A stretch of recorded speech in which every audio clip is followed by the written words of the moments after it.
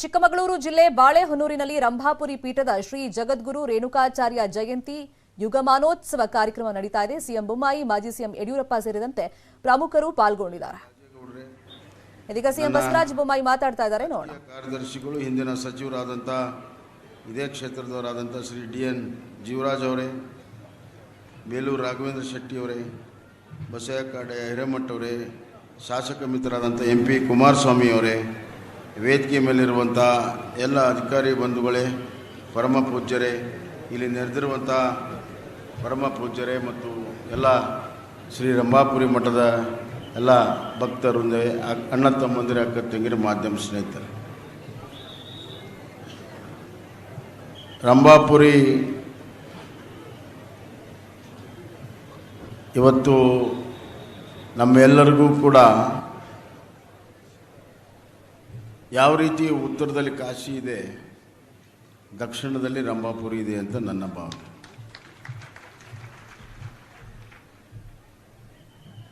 ಇದಕ್ಕೆ ಕಾರಣ ಆದಿಗುರು ಪ್ರಸನ್ನ ರೇಣುಕಾಚಾರ್ಯ ಅವರ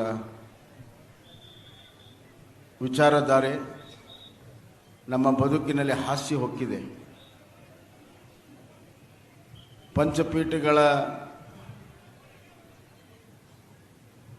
ಇಡೀ ಕನ್ನಡ ನಾಡಿನಲ್ಲಿ ಮತ್ತು ಕನ್ನಡ ನಾಡಿನ ಹೊರಗಡೆ ಆಂಧ್ರ, ತಮಿಳುನಾಡು, ಮಹಾರಾಷ್ಟ್ರದಲ್ಲಿ ಮಾಡಿರುವಂಥ ಒಂದು ಸೇವೆ, ಭಕ್ತಿಯ ಬೀಜವನ್ನು ಇವತ್ತು ಮನದಾಳದಲ್ಲಿ, ಎಲ್ಲರ ಮನದಾಳದಲ್ಲಿ ಬಿಟ್ಟಿರುವಂಥದ್ದು ಸಂಪ್ರದಾಯ, ಸಂಸ್ಕಾರ, ಸಂಸ್ಕೃತಿ ಇವೆಲ್ಲವೂ ಕೂಡ ನಮ್ಮ ಇತಿಹಾಸ ಅಷ್ಟೇ ಅಲ್ಲ, ಭವ್ಯ ಭವಿಷ್ಯಕ್ಕೆ ಭದ್ರ ಬುನಾದಿ ಅಂತ ನಾನು ಭಾವಿಸಿದ್ದೇನೆ.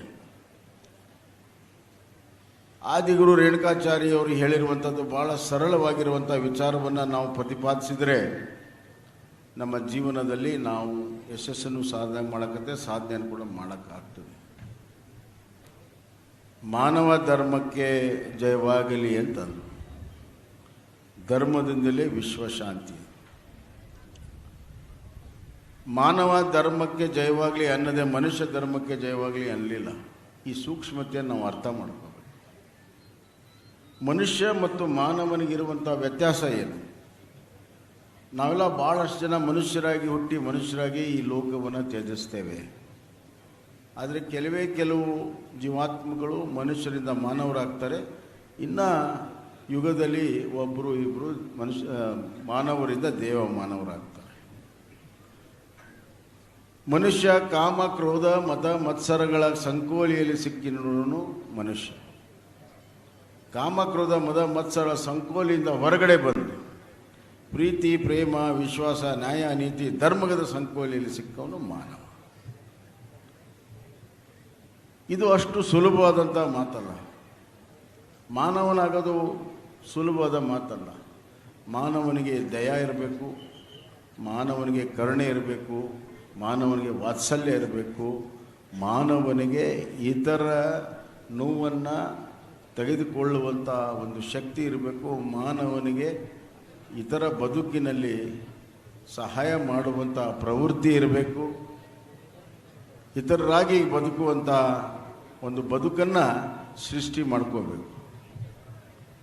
ಆದ್ದರಿಂದ ಇವತ್ತು ಆತ್ಮಸಾಕ್ಷಿಯಾಗಿ ಯಾರು ನಡ್ಕೊಳ್ತಾರೆ ಅವರು ನಿಜವಾದಂಥ ಮಾನವ. ನಾವೆಲ್ಲ ಆತ್ಮಸಾಕ್ಷಿಯನ್ನು ಸಾಕಷ್ಟು ಬಾರಿ ನಾವು ಅದರ ಜೊತೆಗೆ ರಾಜಿಯನ್ನು ಮಾಡ್ತೀವಿ.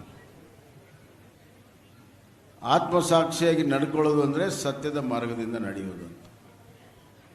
ಜಗತ್ತು ಏನು ಹೇಳ್ತದೋ ಬಿಡ್ತದೋ, ಆದರೆ ನನ್ನ ದಾರಿ ಸತ್ಯದ ದಾರಿ ಅನ್ನುವಂಥದ್ದು, ದಿಟ್ಟತನದಿಂದ ನಡೆಯುವಂಥದ್ದು